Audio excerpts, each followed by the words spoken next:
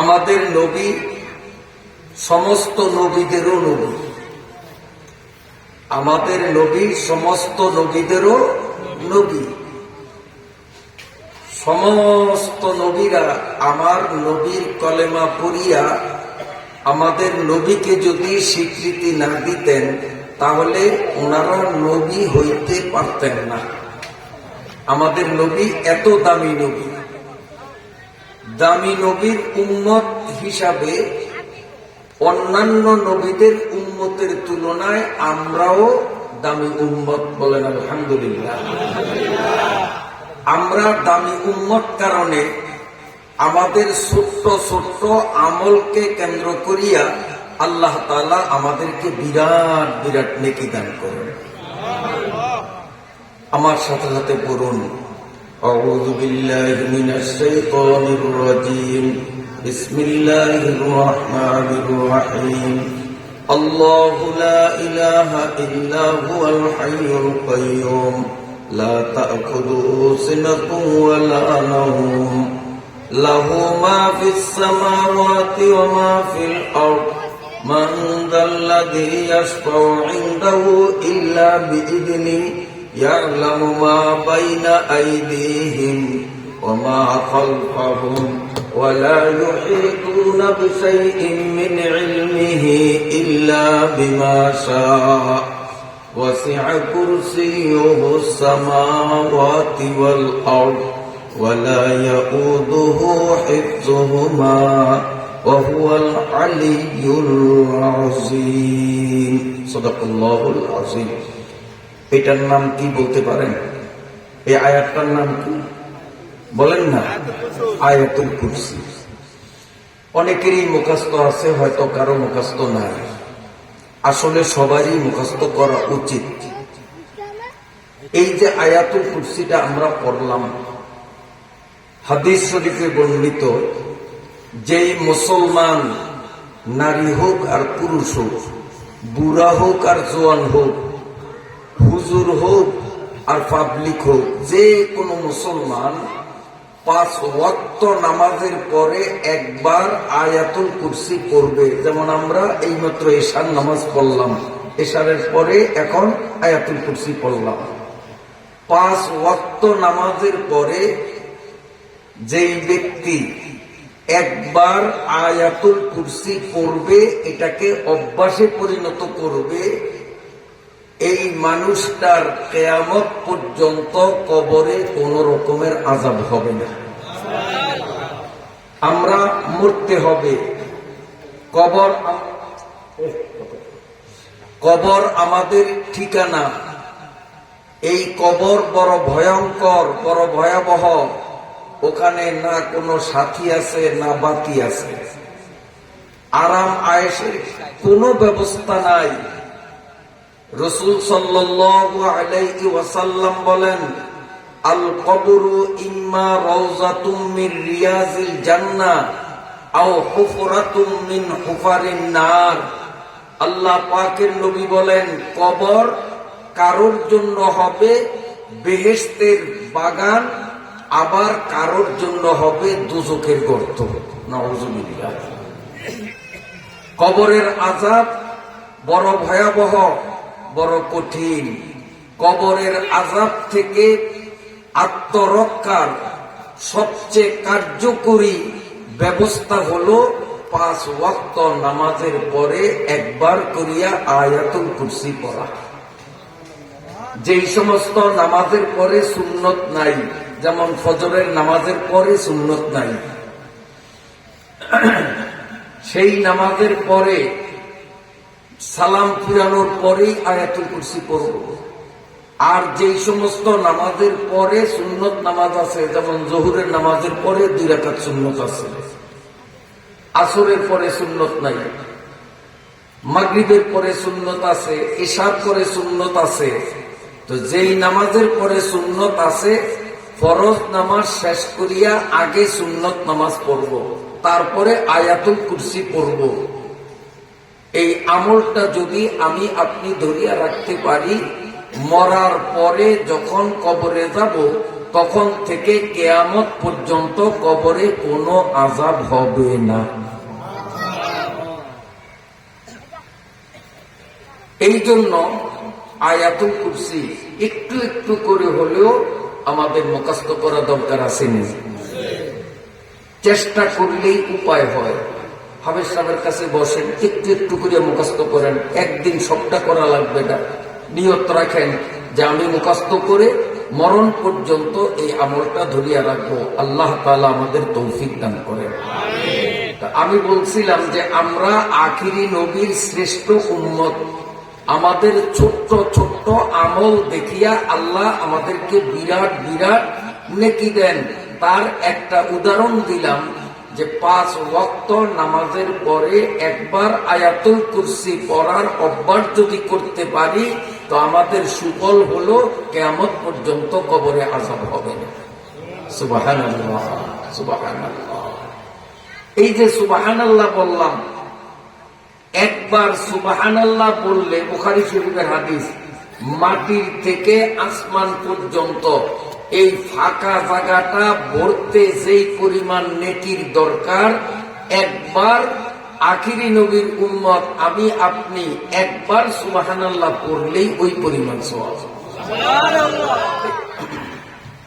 মুহতারাম হাজিরিন, এই উম্মত আল্লাহ পাকের কাছে কত দামি। হাদিস শরীফে আছে নবী আলাইহিস সালাম এই উম্মত আমার আপনার দাম বুঝাইতে গিয়া বলেন,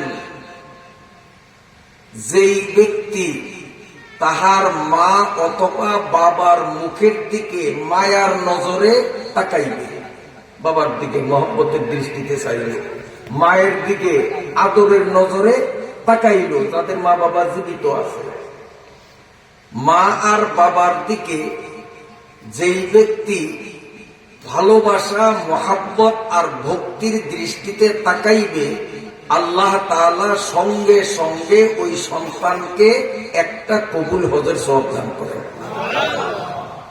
সাহাবীরা জিজ্ঞাসা করছে, ওয়া ইন নাযারা কুল্লা ইয়াউমিন মিআতা মাররা, ইয়া রাসূলুল্লাহ, কোন সন্তান মা বাবার দিকে প্রতিদিন 100 বার যদি তাকায়, তো আল্লাহর নবী উত্তরে বললেন, আল্লাহু আকবার আতিয়াব, আল্লাহ বিরাট, আল্লাহ মহান।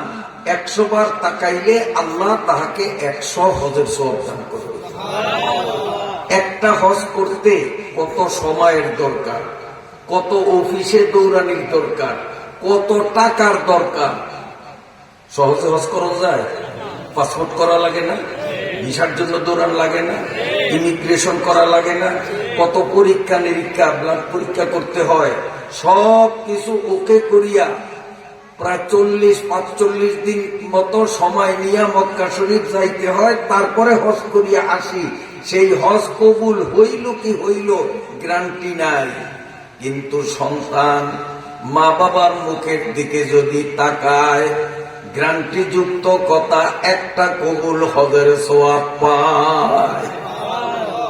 এজন্য যুবক বাবারা, মা বাবার সাথে কখনো বিরক্তির দৃষ্টিতে তাকাইবা না, মা বাবার সাথে খারাপ ব্যবহার করবা না, হাসি মুখে কথা বলবা, হাসি মুখে কথা বলবা, ভক্তি এবং মহাব্বতের নজরে তাকাইবা। যতবার তাকাইবা প্রতিবারে একটা হজের সওয়াব পাইবা। এই যে এই উম্মত দামি, খালি একটু নজর দিল হজের সওয়াব পাইবা। আমরা কত দামি দেখেন। 5 ওয়াক্ত নামাজ আমাদের উপরে ফরজ। এই 5 ওয়াক্ত নামাজ হুজুররাও পড়া লাগবে, পীরের মুরিদরাও পড়া লাগবে, তবলিগে যারা যায় তাদেরও পড়া লাগবে। যারা তবলিগে যায় নাই, পীরের বাড়ি যায় নাই, হুজুর হয় নাই, ওদের মনে হয় লাগবে না? হ্যাঁ, এক কথায় যে নিজেরে মুসলমান মনে করে যে আমি মুসলমান, তার জন্যই 5 ওয়াক্ত নামাজ। সোজা হিসাব, চাই সে হুজুর হোক, চাই সে পাবলিক হোক, চাই সে বুড়া হোক, চাই সে যুবক হোক, যে মনে করে আমি মুসলমান, তার কি লাগবে? শুক্রবারে, তাইলে 2 ঈদে, কবে? প্রতিদিন 5 ওয়াক্ত। জোয়ানরা ভালো করিয়া শোনো, আমরা অনেকে মনে করি 5 ওয়াক্ত নামাজ পড়বো হুজুর, হাফেজ সাহেব বলবো, আমগো লাগেনি না বাবা। যে নিজেরে মনে করে আমি মুসলমান, 5 ওয়াক্ত নামাজ তার জন্য বাধ্যতামূলক, এখানে কোনো ছাড় নাই, সবার লাগবে। এমনকি কোন মানুষ নৌকায়, তুফানে নৌকা গেছে ডুবিয়া, এখন নদীর মাঝে সাঁতরাইতেছে, এই অবস্থায় যদি নামাজের ওয়াক্ত হয়, সে বুঝতে পারে, তার হুঁশ থাকে যে এখন জোহরের ওয়াক্ত বা আসরের ওয়াক্ত, নামাজের ওয়াক্ত হয়েছে, বুঝতে পারে, ওই সাঁতরানো অবস্থায় সে ইশারায় নামাজ পড়বে।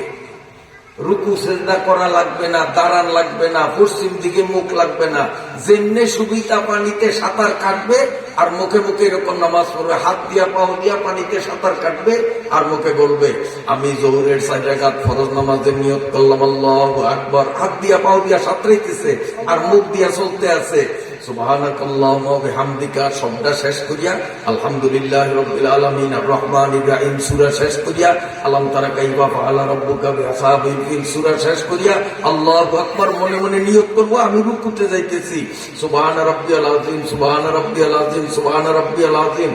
এরপরে সামি আল্লাহু লিমান হামিদা রাব্বানা লাকাল হামদ। এর মুখ দিয়া নামাজের জিনিসগুলি চালাইবে, হাত দিয়া পাও দিয়া সাঁতার কাটবে, তার দাঁড়ানো লাগবে না, পশ্চিম দিকে মুখও লাগবে না, যেমনে পারে অমনে, ওই অবস্থাতেও নামাজ মাফ নাই। তাহলে বাড়িতে ঘরে থাকিয়া, চায়ের দোকানে বসিয়া, লেপ খাতা কম্বলের তলে আরামে শুইয়া নামাজ বাদ দিমু, এই সুযোগ আমাদেরকে কে দিবে? কোন মেয়ে লোকের সন্তান প্রসব হইতেছে, সেই সময়টা মেয়ে লোকের জন্য জীবনের সবচেয়ে ঝুঁকিপূর্ণ অবস্থা, কঠিন অবস্থা, বড় কঠিন, বড় ব্যথা। এটা যারা সন্তান জন্ম দিছে তারা ছাড়া অন্যরা বুঝে না। কিতাবে লেখে সন্তান কিছু অংশ বাহিরে আসছে, বাকিটা এখনো আসে নাই। ওই অবস্থায়ও যদি নামাজের ওয়াক্ত হয় আর এই মহিলা যার বাচ্চা কিছুটা আসছে বাকিটা আসবে, এই মহিলার যদি হুঁশ থাকে, যদি ওযু করানো সম্ভব তাকে ওযু করাবে, সম্ভব না হলে তাকে তায়াম্মুম করাবে। ওই অবস্থায় ইশারায় ইশারায় সেও নামাজ পড়তে হবে, নামাজ ছাড়তে পারবে না। এমন কঠিন মুহূর্তে নামাজ ছাড়া যায় না। অথচ আমরা চায়ের দোকানে বসিয়া টিভি আর মোবাইল নিয়ে ব্যস্ত থাকিয়া নামাজ ছাড়িয়া দেই, লেপ কাতার নিচে শুইয়া শুইয়া ফরজ নামাজ ছাড়িয়া দেই। মুসলমানের কাতারে কিন্তু নাম থাকবে না। তাহলে কি বুঝলাম? যে মুসলমান যদি আমাকে মনে করি আমার 5 ওয়াক্ত নামাজ বাধ্যতামূলক লাগবে, এই কথাটা বুঝে আসছেনি? জোয়ান বাবারা তোমাদের বুঝে আসছেনি? নিয়ত করতে পারো যে আজ থেকে নামাজ ছাড়বো না, ইনশাআল্লাহ। বলো ইনশাআল্লাহ। এই 5 ওয়াক্ত নামাজ বাড়িতে যদি করি, আমরা বাড়িতে, দোকানে, মসজিদে না যায়, তা বিলে মনে করেন নামাজের ওয়াক্ত হয়েছে, আইলের কিনারে পড়লাম, পড়ে না অনেকে। অর্থাৎ মসজিদে না যায়া অন্য জায়গায় যদি নামাজ পড়ে, নামাজ হবে, তবে 1 রাকাতে 1 রাকাতের সওয়াব পাবে, 2 রাকাতে 2 রাকাতের সওয়াব, 3 রাকাতে 3 রাকাতের সওয়াব, 4 রাকাতে 4 রাকাতের সওয়াব। কিন্তু এই নামাজটা একটু কষ্ট করিয়া হাঁটিয়া পাঞ্জেগানা মসজিদে যায় যদি পড়ে, পাঞ্জেগানা মসজিদ বোঝেন? ছোট্ট মসজিদ যেটা জুমা হয় না, 5 ওয়াক্ত জামাত হয়, শুক্রবারে জুমা হয় না। আজকাল এরকম মসজিদ খুব কম আমাদের দেশে। পাঞ্জেগানা মসজিদ এখন বিলুপ্তির পথেই বলা যায়।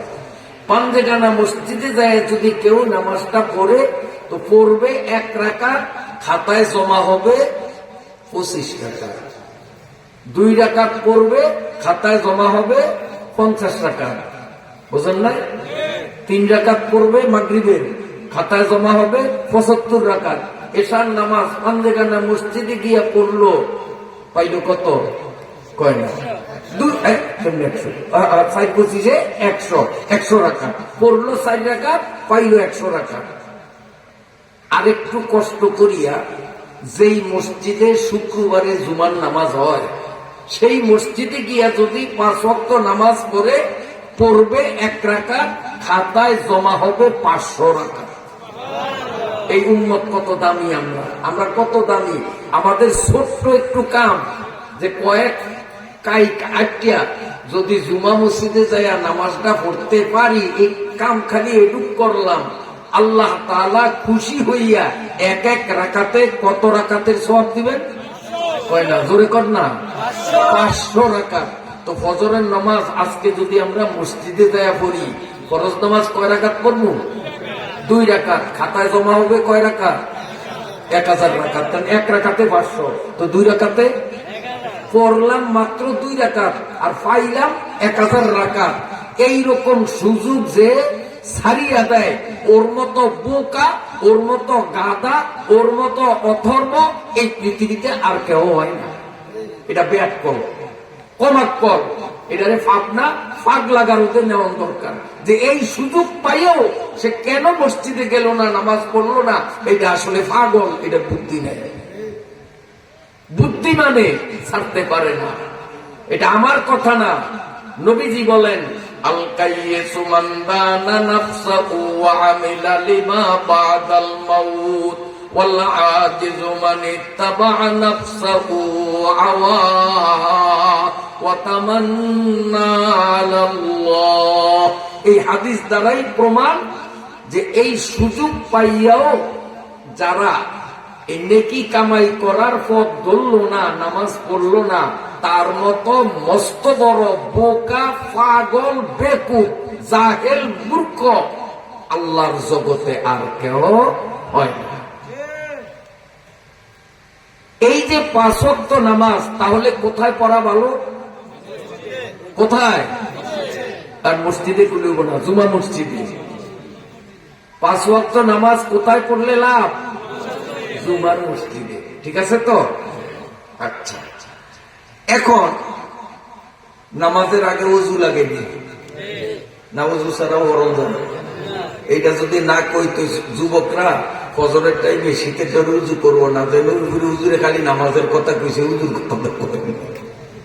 উযু লাগবো নি? শীতকালের উযুর দাম বেশি, কারণ যেই আমলে কষ্ট বেশি ওই আমলে সওয়াবও বেশি।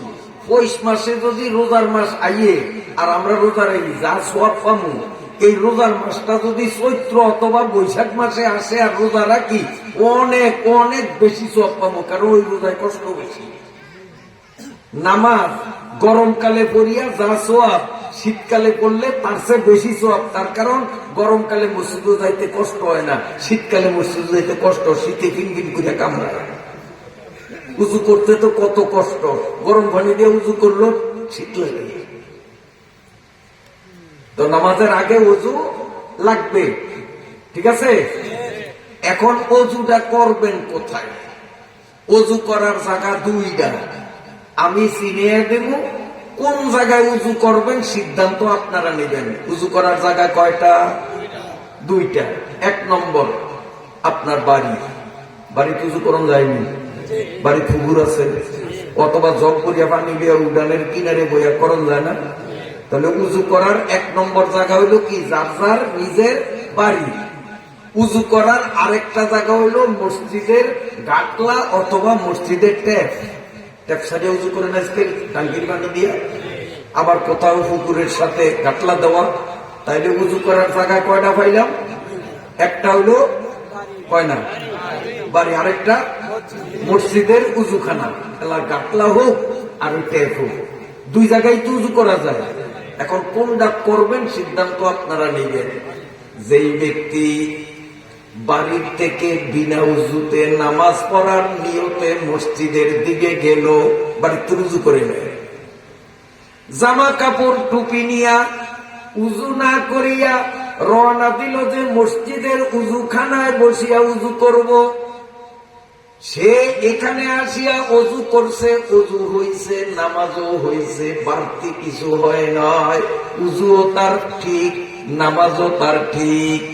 কিন্তু যেই মানুষটা নিজের বাড়ির থেকে অজু করিয়া জামা কাপড় নিয়া বাড়ির থেকে ওযু করিয়া ওই ওযু অবস্থায় বাড়ির থেকে যখন মসজিদের দিকে রওনা দিবে, আল্লাহ রব্বুল আলামিন বলবে, বান্দা তুই নিজের বাড়ি বসিয়া উযু করছস, এই ছোট্ট আমলটা দেখিয়া আমি আল্লাহ তোর উপরে এত খুশি, আমি তোর আমল নামায় একটা কবুল হজের সওয়াব দিয়া দিলাম।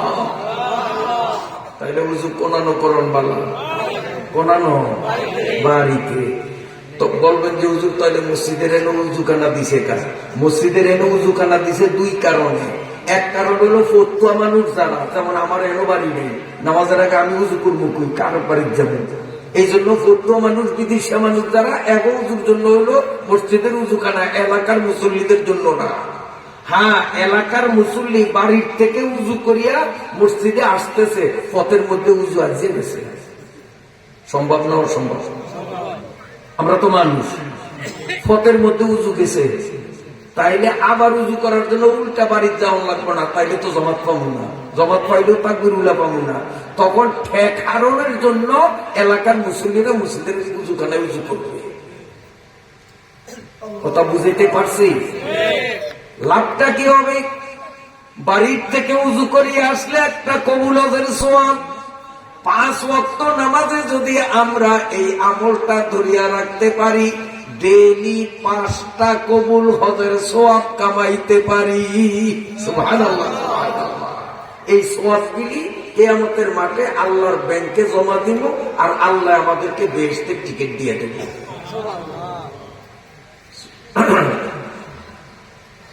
এই উযুটা যখন শুরু করবেন, উযুটা শুরু করার আগে একবার এই দোয়াটা পড়বেন। বলেন বিসমিল্লাহ, আলহামদুলিল্লাহ। নিজেরা বলেন, আবার বলেন। পড়ান লাগবো আমার? পারবেন না? মুখস্থ হয়েছে তো? দেখি আবার শুনান তো। এইটা আমার তো নদী ভালো হয় না, আপনারা খালি খালি না হয়েছে আমার দাওয়াত দিয়েছে, মেয়েদের আমার তো ভালো হয়। আপনারা দেখা দেন আমার সবরে পারেন না, না পারেন, কোন দিই দোয়াটা আরো জোরে কোন না। মাশাআল্লাহ, সবাই পাস, সবাই পাস। বলেন আলহামদুলিল্লাহ। হাদিস শরীফ দ্বারা প্রমাণ, মুসলমান যখন উযু করবে, উযুর পানি হাতে লাগাইবার আগে একবার যদি মুখ লাড়িয়া পড়ে বিসমিল্লাহ আলহামদুলিল্লাহ, তারপরে উযু শুরু করে, নবীজি বলেন এই উযুটা না ভাঙ্গা পর্যন্ত, যত ঘন্টা যত মিনিট উযুটা থাকবে, ততক্ষণ পর্যন্ত দোনো কান্দের ফেরেশতা আমল নামার মধ্যে সওয়াব লিখতে থাকে। দেখলেন আমলটা কত ছোট। কি দোয়া? বিসমিল্লাহ আলহামদুলিল্লাহ। লাভ কি? এই দোয়া পড়িয়া উযু করলে, উযুটা 3 ঘন্টা 4 ঘন্টা 5 ঘন্টা 6 ঘন্টা, যে উযুটা যত ঘন্টা ধরিয়া রাখতে পারবে, ততক্ষণ পর্যন্ত ডাইন কান্দের ফেরেশতা বাম কান্দের ফেরেশতা দুজনে আমলনামার মধ্যে পাল্লা দিয়া খালি সওয়াব করতে থাকবে। লক্ষ লক্ষ সওয়াব জমা হবে। আর যেই ব্যক্তি উযুর আগে বিসমিল্লাহ আলহামদুলিল্লাহ কয় নাই, উযু করিয়া ফেলাইছে, তার উযুও হইছে, নামাজও হইছে, কিন্তু 2 জন ফেরেশতা একজনে একটা সওয়াবও লিখবে না। তাইলে উযুর আগে কি করা? কি করা দরকার? কোন বারবার কওয়াই, যাতে আপনাকে মনে থাকে, বাড়ি নিতে পারেন, ভুলিয়া না যান, না বিরক্ত হন আপনারা। উযুর আগে কোন দোয়া পড়বো? বিসমিল্লাহ। এই যে লক্ষ লক্ষ সওয়াব জমা হবে কিয়ামতের মাঠে, এই সওয়াবগুলো আল্লাহর ব্যাংকে জমা দিব। এই সওয়াব বুঝিয়া পাইয়া আল্লাহ তাআলা আমাদেরকে জান্নাতের টিকিট দিয়ে দেবেন। আমার সাথে সাথে করেন সুবহানাল্লাহিল আযীম ওয়া বিহামদিহি। আবার সুবহানাল্লাহিল আযীম ওয়া বিহামদিহি, সুবহানাল্লাহিল আযীম ওয়া বিহামদিহি। এবার নিজেরা বলেন অনেক আউলিয়ে গেছে, অনেক আউলিয়ে গেছে। পড়ছে কিরম? সুবহানাল্লাহি ওয়া বিহামদিহি সুবহানাল্লাহিল আযীম, এরকম পড়ছে। আমি কি এরকম পড়াইছি? আমি যে এরকম পড়ে এরকম কইবেন, সুবহানাল্লাহিল আযীম ওয়া বিহামদিহি সুবহানাল্লাহিল আযীম ওয়া বিহামদিহি। এই যে কয়েকবার পড়ছি, হিসাব রাখিনি কয়বার পড়ছি গনি নয়। নবী আলাইহিস সালাতু ওয়াস সালাম বলেন, আমার উম্মতরা এত বড় দামি, আমার যে কোনো উম্মত 24 ঘন্টার যে কোনো সময় একবার মুখে বলবে সুবহানাল্লাহিল আযীম ওয়া বিহামদিহি, সঙ্গে সঙ্গে বেহেশতে তার একটা খেজুর গাছ তৈরি হয়ে যায়। এই যে আমরা যতবার দোয়াটা পড়ছি, গাছ ততটা বেহেশতের মধ্যে হইয়া গেছে। খালি বেহেশতে জামু আর চিরকাল খাজুর খামু, লা মাকতুআতুন ওয়ালা মামনুআ, যত খামু খাজুর কমবো না। দুনিয়ার গাছের থেকে খাইলেই তো থোকনার থেকে কমিয়া যায়, কিন্তু জান্নাতের খাজুর গাছে এমন যে এই যে থোকনায় থোকার মধ্যে ফল ঝুলন্ত, এক মুঠ সিরিয়া নিলাম, করে খাইলাম, ছায়া দিকে যে আবার ওইটা আগের মতো বলিয়া গেছে। কমবো না, কমবো না, চিরকাল খাইবো, একটা খাজুরও কমবে না। তো জান্নাতে খেজুর গাছ লাগানোর দোয়া আপনারা যদি ওয়াজের পরে বাড়ি যাওয়ার সময় পথে দুইজনে মিলিয়া আসি তামাশা ইয়ার কি মস্কারি না করিয়া শুধু এই দোয়াটা পড়তে থাকেন আর বাড়ির যান, সুবহানাল্লাহিল আযীম ওয়া বিহামদিহি সুবহানাল্লাহিল আযীম ওয়া বিহামদিহি, যতবার কইবেন খাজুর গাছ ততটা তৈরি হয়ে যাবে। দেখলেন কাম কত সহজ, দাম কত বেশি। কেন? আমরা বড় নবীর বড় উম্মত, আমরা বড় নবীর বড় উম্মত, আমাদের সম্মান এত বেশি। আর যেই দোয়াটা সুবহানাল্লাহি ওয়া বিহামদিহি সুবহানাল্লাহিল আযীম, এই দোয়া যেই ব্যক্তি বেশি বেশি পড়িবে, নবী আলাইহিস সালাম বলেন হাসরের মাঠে বান্দার নেকি আর বদি যখন ওজন করা হবে, যেই ব্যক্তি সুবহানাল্লাহি ওয়া বিহামদিহি সুবহানাল্লাহিল আযীম দুনিয়াতে পড়ছে, এই দোয়াটা নেকের পাল্লায় দিয়া দাড়ি টান দিলে এই দোয়ার অ্যাকশনে নেকের পাল্লা ভারী হইয়া যাবে। তাহলে নেকের পাল্লা ভারী করার দোয়া সুবহানাল্লাহি ওয়া বিহামদিহি সুবহানাল্লাহিল আযীম। আর জান্নাতের মধ্যে খেজুর গাছ তৈরি করার দোয়া সুবহানাল্লাহিল আযীম ওয়া বিহামদিহি। এবার দোয়া দুইটার পার্থক্য বুঝে আইছেনি? আরেকটা দোয়া আমার লোকে কোন, আপনারা বিরক্ত হননি? আয়াত পড়ছে সূরা নিসার ৭৮ নম্বর আয়াত, বলি নয়, ইনশাআল্লাহ বলবো। আগে একটু জান্নাত কামাই করার জন্য আমাদের নেকির দরকার, জাহান্নাম থেকে মুক্তি পাওয়ার দরকার। এই পথটারে একটু ক্লিয়ার করলে ভালো হয় না? এই জন্য ক্লিয়ার করতে আসি। আমার সাথে সাথে বলেন আল্লাহুম্মা হাসিবনি হিসাবান ইয়াসীরা। এবার আমি আঙ্গুল ধরবো, আমার আঙ্গুলের দিকে ছায়া ছায়া আপনারা পড়বেন আল্লাহুম্মা হাসিবনি হিসাবান ইয়াসীরা। এইবার আমি পড়বো না, আমি আঙ্গুল ধরবো, কইবেন আপনারা।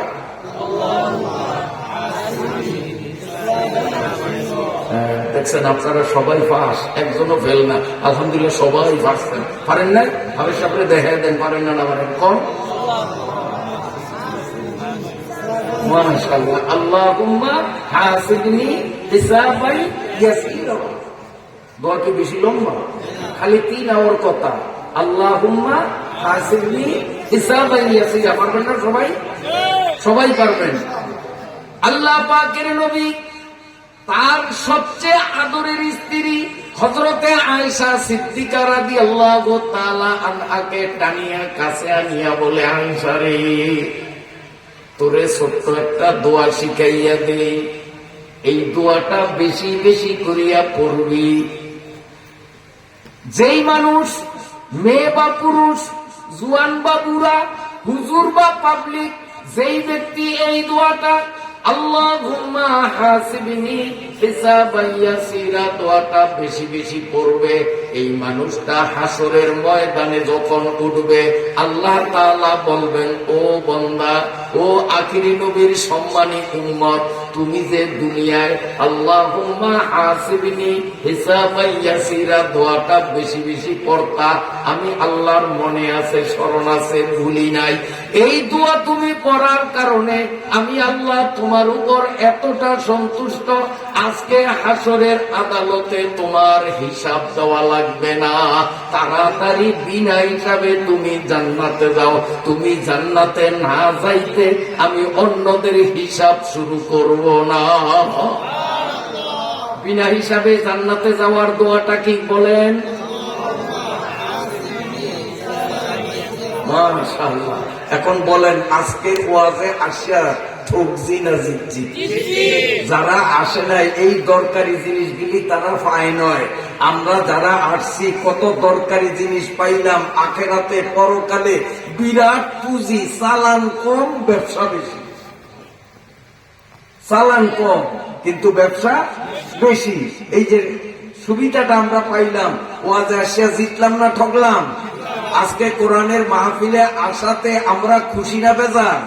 যদি খুশি হয়ে থাকি, মোহাব্বতের সাথে আমরা জোরে সোরে আল্লাহকে শুকরিয়া জানাইব। বলেন আলহামদুলিল্লাহ। আরো জোরে বলেন আলহামদুলিল্লাহ। এইরকম ছোট্ট ছোট্ট আরো বহুত আমল আছে। যদি সব সিরিয়ালে বলতে যাই তো 78 নম্বর আয়াত সূরা নিসায় হে দুঃখ কতক্ষণে। এই জন্য আর বেশি বলবো না। আর একটা লাভের কথা, আপনারা অনুমতি দিলে কই নাইলে বা কইতাম।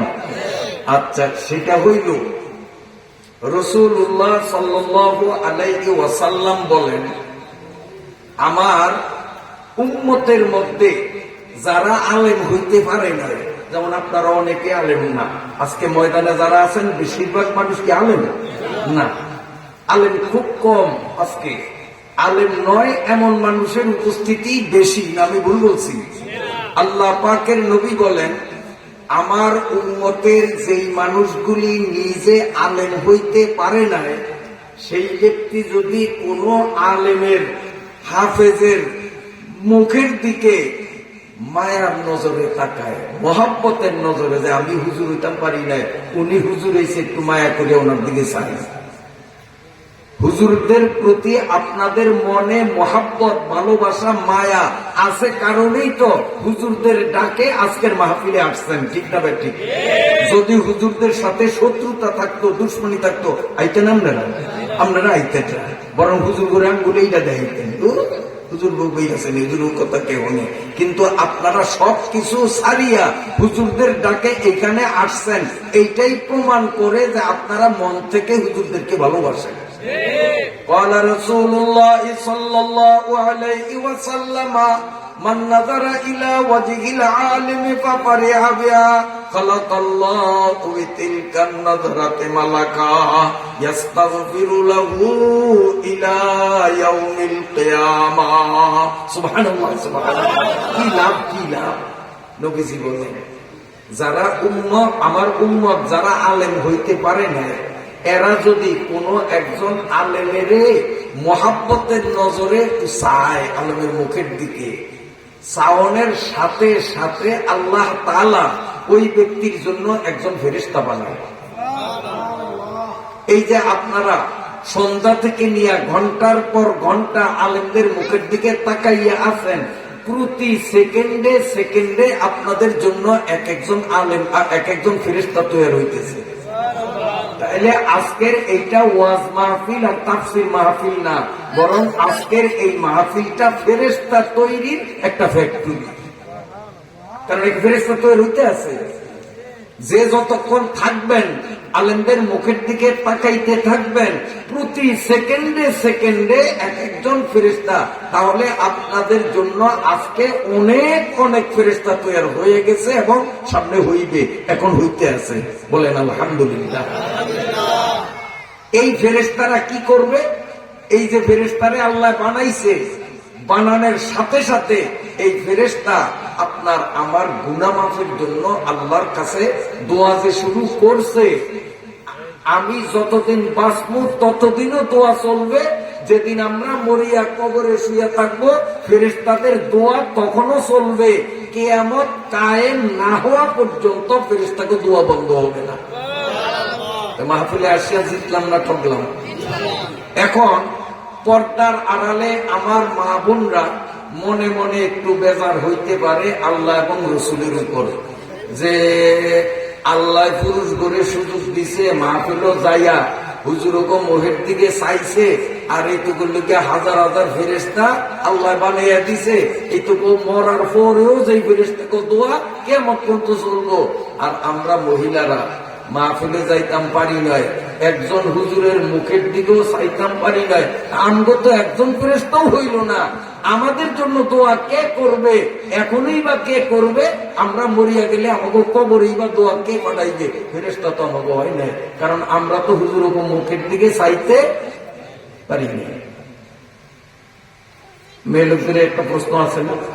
কারণ আমাদের যেরকম ফেরেশতার দোয়ার দরকার, মহিলাকে দরকার আছে না? না, আমরা মরিয়া কবরে যাবো, মহিলারা তো মরিয়া কবরে যাবে, তো ফেরেশতার দোয়া আমাদের জন্য যেমন দরকার মহিলাদের জন্য তার চেয়ে কম দরকার না, সমান দরকার। হ্যাঁ ফেরেশতা কোন হ্যাঁ করে যে মাহফিলে আনলেন না, যদি আনতেন নারী পুরুষ সম্মিলিত মাহফিল হইতো, রহমতের ফেরেশতা তৈরি হইতো না গজব তৈরি হইতো? তো হ্যাঁ মহিলারা এখানে আসলে হয় গজব, আর আসলো না পাইলো না ফেরেশতা, তা আইলেও দণ্ডি না আইলেও দণ্ডি, তাহলে তো মহিলারা ঠকছে না? ঠকেন নয় গো মা, যেহেতু আপনারাও বড় নবীর বড় উম্মত, আল্লাহ আপনাদেরও ঠকায় নাই।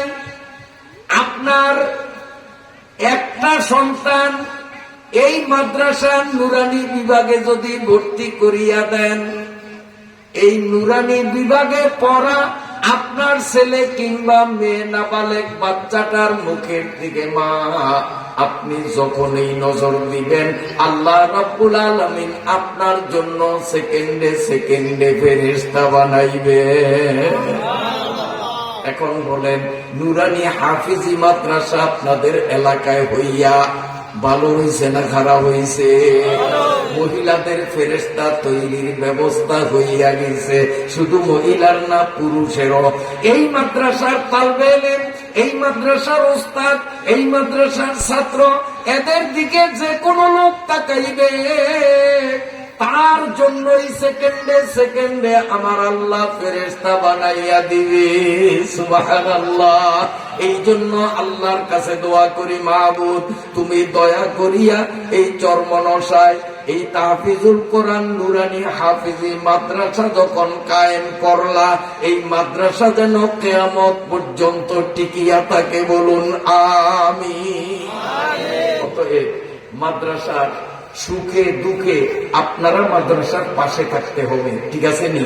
কারণ এই মাদ্রাসা আপনাদের প্রতিদিন ফেরেশতা তৈরির একটা ব্যবস্থা। বলেন আলহামদুলিল্লাহ, আলহামদুলিল্লাহ, আলহামদুলিল্লাহ।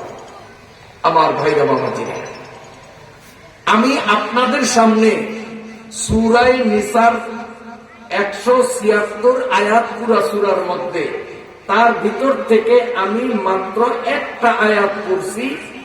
এই আয়াতটা সিরিয়ালে হলো 78 নম্বর আয়াত। আবার পড়ব আয়াতটা, বলুন আউযু বিল্লাহি মিনাশ শাইতানির রাজীম। বিসমিল্লাহির রাহমানির রাহিম। আইনামা তাকুনু ইউদরিকুমুল মাউতু ওয়ালাউ কুনতুম ফি বুরুজিন মুশাইয়াদা ওয়া ইন তুসিবহুম হাসানাতুন ইয়াকুলু হাযিহি মিন ইনদিল্লাহ ওয়া ইন তুসিবহুম সাইয়্যাতুন ইয়াকুলু হাযিহি মিন ইনদিক কুল কুল্লুম মিন ইনদিল্লাহ ফামা লিহাউলাইল কওমি লা ইয়াকাদুনা ইয়াফকাহুনা হাদিসা। বলুন সাদাকাল্লাহু মাওলানাল আযীম। আল্লাহ তাআলা বলেন, আইনা মা তাকুনু, তোমরা যেখানেই থাকো না কেন, ইউদরিকুমুল মাউতু, মাউত তোমাদেরকে ধরবে, মৌতের হাত থেকে বাঁচতে পারবে না। ওয়ালাউ, যদিও, কুনতুম, তোমরা থাকো, ফি বুরুজিন মুশাইয়াদা, মজবুত সীসা ঢালা বিল্ডিং এর মধ্যে, যার মধ্যে একটা পিঁপড়াও ঢুকতে পারে না, উপরে ছাদ সীসা, দেওয়াল সীসা, ফ্লোর সীসা, পিঁপড়া ঢোকার পথ নাই, এমন মজবুত দালানের মধ্যেও যদি থাকো, তবুও তোমরা মৌতের থেকে বাঁচতে পারবা না, সেখানেও মৌত তোমাকে ধরবে। ওয়া ইন তুসিবুহুম হাসানা, মদিনার ইহুদিদের যদি কোনো কল্যাণ হইতো, ভালো হইতো, তখন তারা বলতো হাযিহি মিন ইনদিল্লাহ, এটা আল্লাহর পক্ষ থেকে। ওয়া ইন তুসিবুহুম সাইয়্যা, আর মদিনার ইহুদি জাতিদের কোনো অকল্যাণ, ক্ষতি, অসুবিধা, সমস্যা যদি হইতো, তখন তারা বলতো হাযিহি মিন ইনদিক, তখন বলতো এইটা ও মুহাম্মদ তোমার কারণে, তুমি অলক্ষ্যা মানুষ, তুমি যদি আমাদের দেশে মক্কার থেকে হিজরত করিয়া না আসতা, তা আমাদের এই বিপদ হইতো না, তোমার কারণে আমাদের এই বিপদ। বল নবী, আপনি ইহুদিদেরকে বলিয়া দেন, কুল্লুম মিন ইনদিল্লাহ, ভালো মন্দ দুটোটাই আল্লাহর পক্ষ থেকে। ফামা লিহাউলাইল কওম, আল্লাহ বলেন এই দলটার কি হইল, লা ইয়াকাদুনা ইয়াফকাহুনা হাদিসা, যে এরা ভালো কথা, সঠিক কথা, উচিত কথা, ন্যায় কথা বুঝে না। এগুলো আয়াতের মোটামুটি শাব্দিক বাংলা অর্থ। এই আয়াতটায় আল্লাহ তাআলা আমাদেরকে মৃত্যুর কথা স্মরণ করিয়া দিলেন, যে তুমি মৃত্যুর থেকে বাঁচার জন্য যত প্ল্যান প্রোগ্রাম যাই কিছু করো না কেন, মৃত্যুর সময় যখন, নির্ধারিত সময় যখন আসবে, 1 সেকেন্ড এদিক ওদিক হবে না, মজবুত বিল্ডিং এর মধ্যে আজরাইল তোমারে ধরতে পারবে। বিশ্বাস হয়নি আপনাদের? এই আয়াতটা নাজিলের পেছনে একটা ঐতিহাসিক প্রেক্ষাপট আছে, ঘটনা আছে। তাফসীরের কিতাবে লেখে, এই আয়াতের মাধ্যমে বনী ইসরাইলদের এক গুরুত্বপূর্ণ ঐতিহাসিক ঘটনার দিকে ইঙ্গিত করা হয়েছে। ঘটনাটি হল, বনী ইসরাইল, মুসা নবীর উম্মত, এই বনী ইসরাইলের মধ্যে একজন বড় ধনী মানুষ, জমিদার, কোটি কোটি টাকার মালিক, দেশ বিদেশে তার ব্যবসা। এই জমিদারের সংসারে শুধু তারা স্বামী স্ত্রী 2 জন, আর একজন হল কাজের ছেলে, মাত্র 3 জন মানুষ। ওনার টাকা পয়সার কোনো অভাব ছিল না। জমিদারের স্ত্রী যখন গর্ভবতী, জমিদার ব্যবসায়িক কাজে দেশ থেকে বিদেশ যাইতে হয়েছে, তার তিনি চলে গেছেন। যাওয়ার সময় কাজের ছেলেটাকে তাকিদ দিয়া বলছেন, আমি তো বাড়ি থেকে চলিয়া যাই, আমার স্ত্রীর তো সন্তান হবে শীঘ্রই, আপদে বিপদে খোঁজ খবর রাখবি, কোনো সমস্যা যাতে না হয়। তো কাজের ছেলে বলে যে স্যার আমি তো আপনার বেতন মুক্ত কাজের ছেলে, আমাকে আপনি তাকিদ দেওয়া লাগবে না, আমার নৈতিক দায়িত্বই তো হলো ম্যাডামের সুখে দুঃখে তার খোঁজ খবর নেওয়া, তার উপকার করা, আমি আমার দায়িত্বে মোটেও ত্রুটি করব না। জমিদার চলিয়া গেলেন বিদেশে। এদিকে স্ত্রীর যখন প্রসব বেদনা আরম্ভ হইল, স্ত্রী ডাক দিল কাজের ছেলে। কাজের ছেলে বলল ম্যাডাম আমি আছি, আমার কেমন কেমন জানি লাগে, প্রসব বেদনা উঠছে মনে হয়, তুমি খোঁজ নিয়ে দেখো ধাত্রী মানে যাদেরকে গ্রাম্য ভাষায় ধরনী বলা হয়, একজন ধাত্রী বা ধরনী আমার জন্য নিয়ে আসো। ওই কাজের ছেলে পুরা গ্রাম ঘুরিয়া মানুষদের কাছে জিজ্ঞাসা করিয়া একজন অভিজ্ঞ দক্ষ